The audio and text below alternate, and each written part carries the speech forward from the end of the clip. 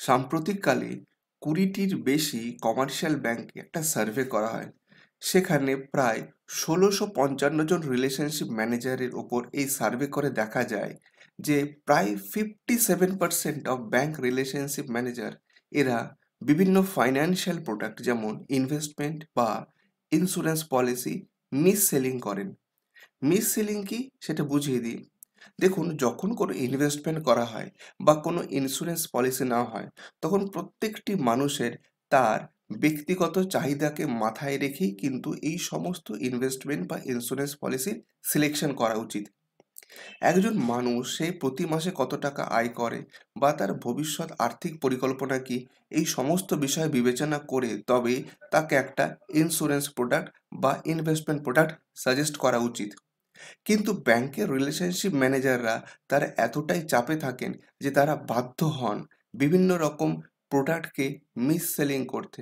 অর্থাৎ যে প্রোডাক্টটা ইনভেস্টমেন্টের জন্য আদৌ সুটেবল নয়, সেই প্রোডাক্টটা তারা সহজ বাংলা ভাষায় গুছিয়ে দেন, কারণ তাদের টার্গেট মিট করতে হয়। এই কারণে ব্যাংকিং অম্বুডসম্যান ঠিক করেছে যে যদি কোনো রকম ফাইন্যান্সিয়াল প্রোডাক্ট মিস সেলিং করা হয়, তাহলে সেই ব্যাংক লায়াবেল থাকবে। এবং শুধু তাই নয়, যারা ইনভেস্ট করেছেন মানে যারা গ্রাহক, তারা চাইলে ব্যাংকিং অম্বুডসম্যানে কমপ্লেন লজ করতে পারেন। তাহলে প্রশ্ন হচ্ছে যে সাধারণ মানুষ, বিশেষ করে যারা সিনিয়র সিটিজেন, তারা কোথায় যাবেন? কারণ ইনভেস্টমেন্টের জন্য মানুষ প্রধানত ব্যাংকেই যান। আর মানুষের ইনভেস্টমেন্টের একটা বড় অংশ ব্যাংক আর পোস্ট অফিসে ফিক্সড ডিপোজিটের মাধ্যমেই করা হয়। তাহলে এখন আমাদের জানতে হবে যে ইনভেস্টমেন্টের সঠিক মোড কি, এবং তার সঙ্গে সঙ্গে আমাকে এটাও জানতে হবে যে আমার জন্য সঠিক ইনভেস্টমেন্ট পলিসি বা সঠিক ইন্স্যুরেন্স পলিসি কি হওয়া উচিত। দেখুন, এর জন্য আমরা একটা নতুন চিন্তাভাবনা নিয়ে আপনাদের কাছে এসেছি। অন্যান্য ব্যাংক বা ইনভেস্টমেন্ট অ্যাডভাইজারদের মতো আমরা কখনোই একটা প্রিন্ট করা ইনভেস্টমেন্ট প্ল্যান কারো হাতে দিয়ে দিই না।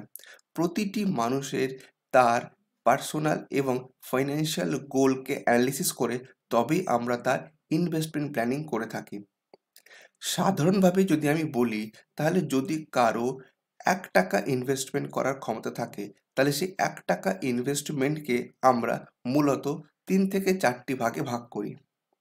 এবার প্রত্যেক ভাগে কত টাকা ইনভেস্টমেন্ট করা হবে সেটা ডিপেন্ড করে সেই ব্যক্তির মান্থলি ইনকাম, তার মেডিকেল কন্ডিশন, তার বাড়িতে ফ্যামিলি মেম্বার কত, তার আর্নিং কত বা তার ইনভেস্টমেন্ট হ্যাবিট কীরকম, তার খরচ কীরকম, তার বাড়িতে কোনো মেডিকেল এমার্জেন্সি আছে কিনা, তার ছেলেমেয়েদের এডুকেশনের জন্য তিনি কীরকম প্ল্যানিং করেছেন, বা বাড়িতে কোনো রকম ফাইন্যান্সিয়াল এমার্জেন্সি হওয়ার কি আদৌ সম্ভাবনা আছে। এইরকম প্রচুর তথ্য বিশ্লেষণ করে আমরা একজন ইনভেস্টরকে ইনভেস্টমেন্ট প্ল্যানিং বা অ্যাডভাইস দিয়ে থাকি। শুধু তাই না, আমরা ইনভেস্টমেন্ট করিয়েও থাকি এবং ইনভেস্টমেন্টটাকে মনিটর করি।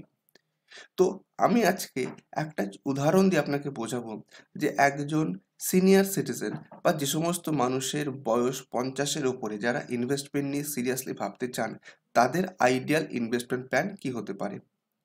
শুরুতেই বলে রাখি যে এটা কিন্তু কোনো ফিক্সড ইনভেস্টমেন্ট প্ল্যানিং নয়, এটা আপনাকে বোঝানোর জন্য আমি একটা প্ল্যানিং দিচ্ছি। যদিও প্রত্যেকটি মানুষের ব্যক্তিগত চাহিদাকে মাথায় রেখে আমরা ইনভেস্টমেন্ট প্ল্যানিং আলাদা আলাদা করে থাকি। তো যদি কোনো সিনিয়র সিটিজেনের ৳১,০০,০০,০০০ ইনভেস্টমেন্ট থাকে বা ৳১,০০,০০,০০০ থাকে যেটা সে ইনভেস্টমেন্ট করতে চায়, তাহলে সেই টাকাটা কোথায় কোথায় কিভাবে সে ইনভেস্টমেন্ট করবে তার একটা সামগ্রিক রূপরেখা আমি আপনাদের সামনে তুলে ধরছি। দেখুন, যদি আপনি নন সিনিয়র সিটিজেন হন, তাহলে আপনি ব্যাংকে ৩০ লক্ষ টাকার বেশি ফিক্সড ডিপোজিট করবেন না।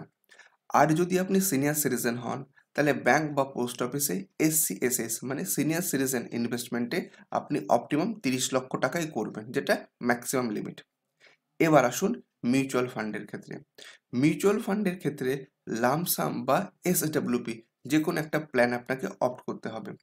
লামসাম ইনভেস্টমেন্ট মানে যেখানে আপনি একটা মোটা টাকা নির্দিষ্ট সময়ের জন্য ইনভেস্টমেন্ট করিয়ে দেবেন। আর এসডব্লিউপি প্ল্যানটা হচ্ছে যখন আপনি একটা বড় টাকা মিউচুয়াল ফান্ডে ইনভেস্ট করিয়ে সেখান থেকে প্রতি মাসে মাসে ডিভিডেন্ড তুলে নেবেন বা একটা নির্দিষ্ট টাকা তুলে নেবেন। সেই ক্ষেত্রে আপনাকে 25 লাখ টাকার মতো একটা বাজেট রাখতে হবে। এছাড়া আপনাকে কর্পোরেট এফডি করতে হবে 25 লক্ষ টাকার।